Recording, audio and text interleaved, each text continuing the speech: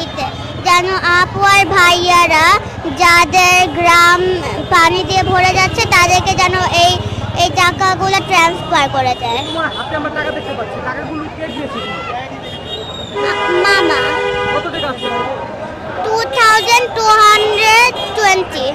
এত টাকা তুমি দান করে দিবা, খারাপ লাগবে না? No, এই টাকাটা কি করতো তুমি?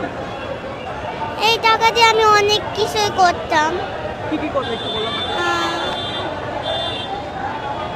আমি যদি আমার কাছে ইনাফ টাকা থাকতো তাহলে আমি অন্য দেশে যেতাম, বাট আমার কাছে ইনাফ নাই।